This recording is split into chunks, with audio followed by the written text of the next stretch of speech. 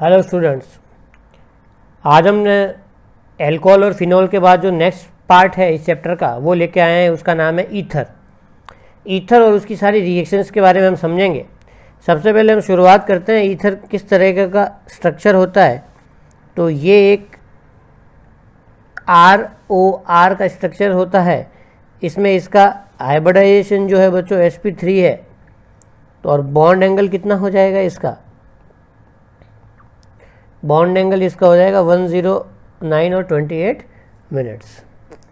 Clear? तो पहला था इसका स्ट्रक्चर। सेकंड पार्ट इसका डिस्कस करते हैं अपन IUPAC नेम, जो एक तरह से इम्पॉर्टेंट है बोर्ड पर्पस से as well as JEE purpose से। तो ईथर का सिंपली जो IUPAC नेम होता है वो ये होता है एल्कोक्सी एल्केन। एल्कोक्सी ये होता है जिसमें लेस नंबर ऑफ कार्बन हो और एल्केन में मोर नंबर ऑफ कार्बन हो। तो यहाँ पे दोनों में बराबर है तो अपन क्या करेंगे, इसको लिखेंगे मिथॉक्सी। और एक कार्बन है तो सिंपल सी क्या लिख देंगे अपन, मीथेन। क्लियर? उसी प्रकार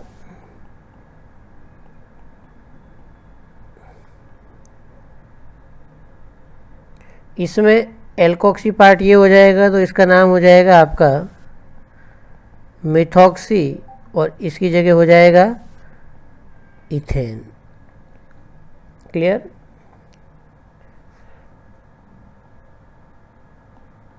इसका नाम लिखने की कोशिश करते हैं तो इसका नाम हो जाएगा आपका, दोनों तरफ बराबर कार्बन है तो इसका नाम हो जाएगा इथॉक्सी इथेन। क्लियर?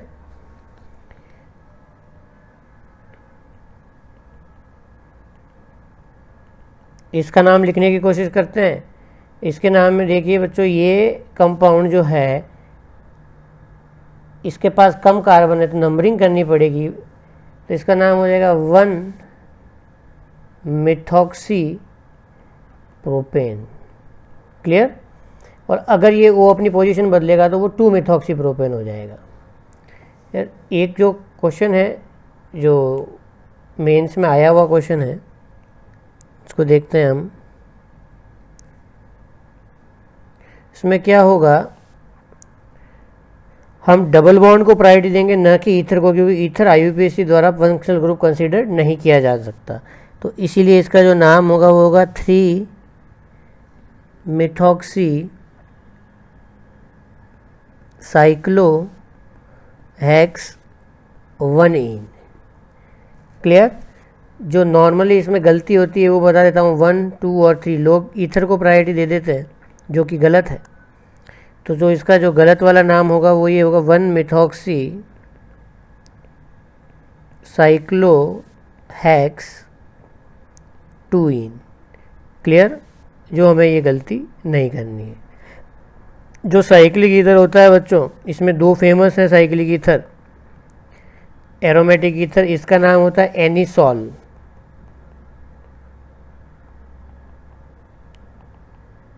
और जब इसमें इथाइल ग्रुप अटैच होता है तो बच्चों उसमें नाम होता है फेनिटॉल। क्लियर? ये 2 हमें कॉमन नेम भी याद रखने हैं तो आपको थोड़ी इजी रहेगा। Next, physical properties. Physical properties में एक सिंपली हमें एक बात रखनी है, तो ईथर जो होता है वो केमिकली इनर्ट होता है, जो किसी से रिएक्शन करना पसंद नहीं करता है।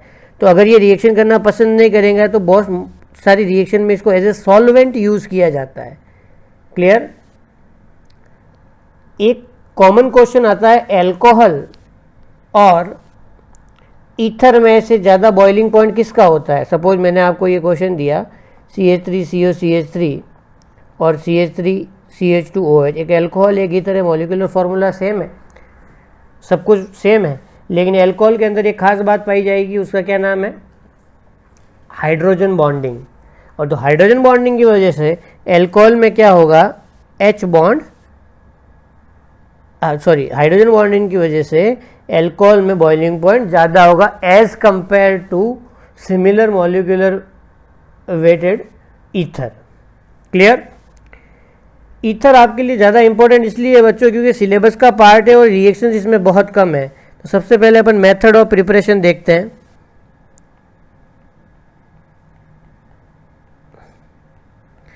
मेथड ऑफ प्रिपरेशन मैंने आपको एल्कोहल वाले पार्ट में करवाई थी, वापस रिकॉल करवाता हूँ मैं आपको। उसमें देखिए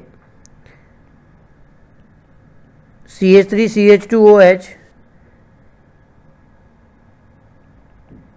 concentrated H2SO4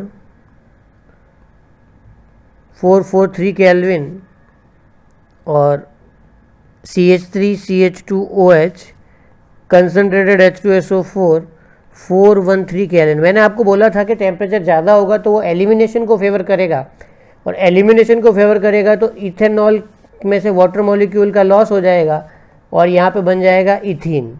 क्लियर? और इसी प्रकार यहाँ पे 2 मॉलिक्यूल्स काम आएंगे और उसमें क्या बन जाएगा, ईथर। तो ईथर की फॉर्मेशन के लिए हमें क्या करना पड़ेगा, टेम्परेचर थोड़ा सा कम रखना पड़ेगा ताकि एलिमिनेशन ना हो। क्लियर? हम इसका मैकेनिज्म समझते हैं। वैसे तो मैकेनिज्म लास्ट चैप्टर में बताया था, लेकिन इसमें आपको एक बार फिर से समझा दिया जाता है। तो मैकेनिज्म में देखिए, सबसे पहले जो इथेनॉल है आपका, इसमें हम जब एसिड यानी कि H2SO4 डालते हैं, H2SO4 एक एसिड है, इसको ये ट्रैप करता है और सिंपली यहाँ पे ऑक्सोनियम आयन बनेगा CH3CH2OH प्लस, साइड में क्या निकल जाएगा, HSO4 माइनस। क्लियर? ऑक्सीजन पे पॉजिटिव चार्ज मतलब कुछ ना कुछ हलचल होगी, और हलचल होगी यहाँ पर ऑक्सीजन पे पॉजिटिव चार्ज आते ही ये वाटर मॉलिक्यूल लूज़ कर देता है। क्लियर? तो यहाँ से सिंपली क्या लूज़ कर देगा, ये वाटर मॉलिक्यूल। तो वाटर मॉलिक्यूल लूज़ किया तो एक कंपाउंड बना कार्बोकैटायन। अब जो कहानी है, अगला स्टेप डिपेंड करेगा टेम्परेचर पे। अगर हाई टेम्परेचर लेंगे तो एलिमिनेशन होगा और एल्कीन बनेगा, लेकिन आपने टेम्परेचर कितना लिया है बच्चों, 413 केल्विन।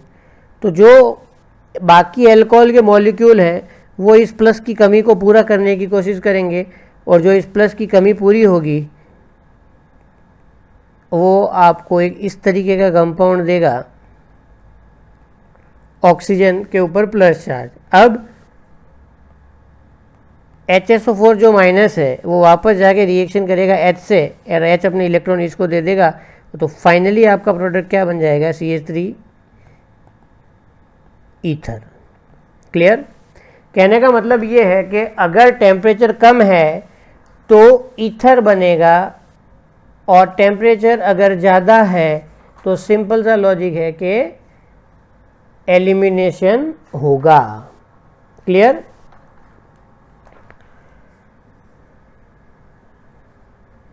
नेक्स्ट बहुत ज़्यादा इंपॉर्टेंट रिएक्शन है, कई बार ये आई भी है जेई मेंस में, नीट में। देखिए रिएक्शन का नाम है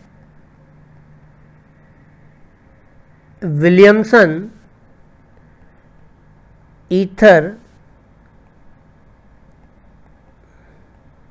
सिंथेसिस। क्लियर? ईथर का फॉर्मेशन करना है तो सिंपली ये एक रिएक्शन होती है। देखिए एल्कोक्साइड आयन की रिएक्शन हेलो एल्केन से अगर आप करवाते हो, सिंपली यहाँ से NaCl निकल जाएगा और बचा हुआ पार्ट जुड़ जाएगा, यानी कि CH3OCH3। ये क्या बन गया आपका, ईथर। क्लियर? अब हम देखते हैं क्या दूसरों के साथ भी ये पॉसिबल है, तो करके देखते हैं एक बार। बिल्कुल ऑन पेपर यहाँ पे रिएक्शन हो जाएगी, NaCl निकल जाएगा और यहाँ पे आपका प्रोडक्ट बन जाएगा CH3OCH2CH3, यानी कि मिथॉक्सी इथेन। क्लियर? अब हैलाइड चेंज करके देखते हैं बच्चों।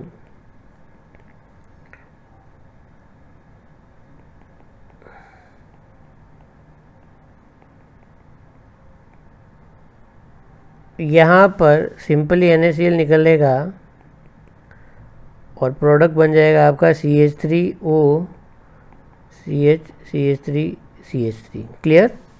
यहाँ तक तो कहानी एकदम सिंपल चल रही थी। अब जो कॉम्बिनेशन आएगा वो देखिए, एक आ रहा है स्ट्रॉन्ग बेस का और 3 डिग्री हैलाइड का। तो यहाँ पे हमारा एक्सपेक्टेशन तो था कि ईथर बनना चाहिए, लेकिन बच्चों यहाँ पे ईथर नहीं बनेगा। कारण ये है कि 3 डिग्री और स्ट्रॉन्ग बेस ये एक बहुत ही डेडली कॉम्बिनेशन है एलिमिनेशन का। तो यहाँ पर एलिमिनेशन होगा बच्चों और आपका प्रोडक्ट बनेगा आइसोब्यूटाइलिन। क्लियर। तो सवाल ये आता है ईथर बनाओगे कैसे। तो ईथर बनाने के लिए थोड़ा सा आपको दिमाग लगाना पड़ेगा, और ईथर बनाने के लिए आप हैलाइड तो लीजिए ये, क्योंकि इसमें no chance for elimination. Beta है ही नहीं तो एलिमिनेशन होगा कैसे। एक काम कीजिए, बड़ा ईथर ले लीजिए,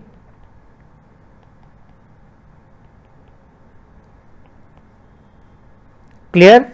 तो जैसे ही आपने बड़ा ईथर लिया तो यहाँ पर एक ही पॉसिबिलिटी बचती है सब्स्टिट्यूशन की, क्योंकि एलिमिनेशन हो नहीं सकता और आपका यहाँ पे बन गया ईथर। क्लियर। याद रखिएगा इस रिएक्शन को, बहुत इंपॉर्टेंट रिएक्शन है। क्लियर। अब बात करते हैं इस चैप्टर की सबसे इंपॉर्टेंट रिएक्शन की, chemical reaction of ether. Clear. इस रिएक्शन में ये ध्यान रखिए, reaction of ether with HI के साथ रिएक्शन करनी है हमें। तो देखिए किस प्रकार रिएक्शन होती है। ईथर ये रहा CH3O CH3 और रिएक्शन कराई HI में।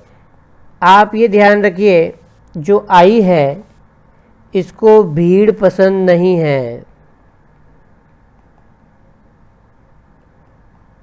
कम भीड़ की तरफ ये जाता है। तो यहाँ पे सिंपली देखिए I और H, यहाँ पे तो दोनों तरफ भीड़ बराबर थी, तो आपका प्रोडक्ट बन जाएगा CH3I प्लस CH3OH। क्लियर। इस वाले प्रोडक्ट में HI जब लेंगे तो I किस तरफ जाएगा बच्चों, जिधर भीड़ कम है। तो यहाँ पे क्या बन जाएगा CH3I प्लस CH3CH2OH। क्लियर। तीसरा कोई एग्जाम्पल ले लेते हैं अपन। इसमें HI लीजिए, किधर जाएगा, I इधर H इधर, इसको यहाँ से काट दिया, क्या बन गया CH3I प्लस CH3OH। डन। अब इसमें एक एक्सेप्शनल केस आता है। एक्सेप्शनल केस तो क्या है, इसमें आपको समझना पड़ेगा कहानी को कि ये CH3O CH3 है, इसमें जब आप HI लेते हो तो एक्सपेक्टेशन तो आपकी क्या थी कि ये प्रोडक्ट बने CH3I प्लस। लेकिन बच्चों इसमें होता क्या है, आपका जो मैकेनिज्म है SN1 हो जाता है, और जो SN1 मैकेनिज्म के थ्रू होता है इसमें आपको प्रोडक्ट वाइस वर्सा मिलता है। वो मिलता है ये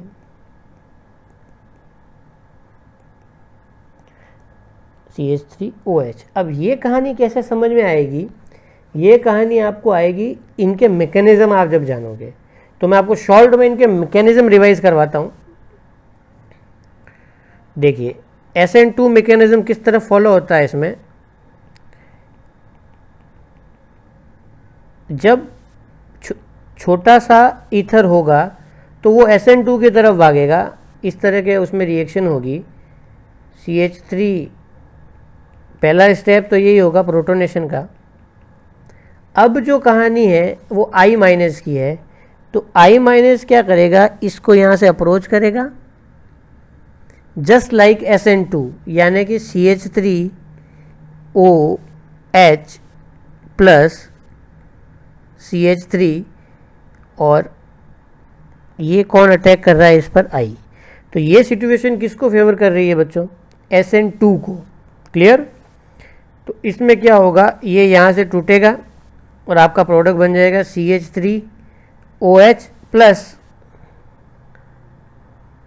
CH3I। क्लियर। और जो सबसे लास्ट रिएक्शन थी उसमें SN1 मैकेनिज्म फॉलो होता है, किस तरीके से जरा देखिए।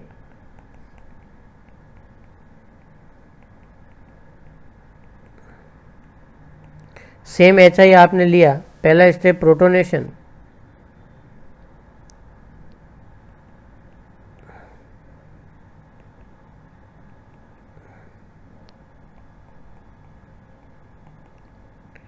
अब यहाँ से कहानी बदल जाएगी बच्चों। यहाँ पर क्या होगा कि ऑक्सीजन पे पॉजिटिव चार्ज है, ये बॉन्ड यहाँ से ब्रेक होता है और एक स्टेबल स्पीसीज बना देता है जिसका नाम है 3 डिग्री कैटायन। क्लियर। और 3 डिग्री कैटायन स्टेबल है तो नेचर में बनना पसंद करेगा और फिर इस पे I- का अटैक हो जाएगा। क्योंकि यहाँ पे कार्बोकैटायन बना इसीलिए इस पाथ को बोलेंगे SN1 और कार्बोकैटायन की स्टेबिलिटी को फेवर करेगा ये, और फाइनल प्रोडक्ट होगा 3 डिग्री आयोडाइड। क्लियर। हमें याद रखना है कि जो सारे केसेस थे, पहले केस में SN2 मैकेनिज्म, इसमें भी SN2, इसमें भी SN2, लेकिन जो 3 डिग्री वाला केस है उसमें हमेशा क्या होगा, SN1। क्लियर। अब जो कुछ क्वेश्चन लेते हैं जो इसके कंपटीशन एग्जाम में आए हुए हैं, देखिए सिंपल क्वेश्चन है।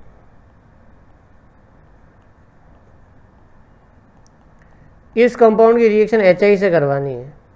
अब HI को ये बॉन्ड तोड़ना है, लेकिन हम जानते हैं कि इधर भी रेजोनेंस हो रहा है, इधर भी रेजोनेंस हो रहा है, तो रेजोनेंस की वजह से यहाँ पार्शियल डबल बॉन्ड कैरेक्टर आ जाएंगे और रिएक्शन नहीं होगी, नो रिएक्शन। क्लियर। इसी प्रकार एनिसोल की रिएक्शन HI से करवानी है तो एक चीज़ तो फिक्स है, ये वाला बॉन्ड तो नहीं टूटेगा, तो ये बॉन्ड टूटेगा H, ऑक्सीजन के पास माइनस होता है तो उसके पास जाएगा H और I इधर जाएगा। हाँ या ना। सिंपल लॉजिक से ये आपका सवाल सॉल्व हो जाएगा। क्लियर है। एक ये क्वेश्चन देखिए,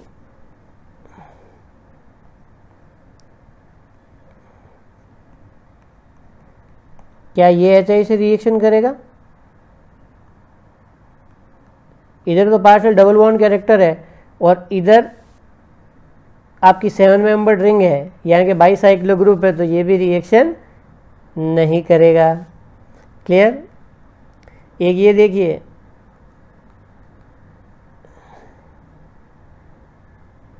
आपका विनाइल ग्रुप जुड़े हुए हैं दोनों तरफ, तो ये भी रिएक्शन नहीं करेंगे। तो हमें ये ध्यान रखना है कि जनरली इसमें जो रिएक्शन होती है वो स्टेबल कंपाउंड के तौर पर ही होती है। क्लियर। एक क्वेश्चन मैं देता हूं, इसका प्रोडक्ट आपको कमेंट बॉक्स में लिखना है।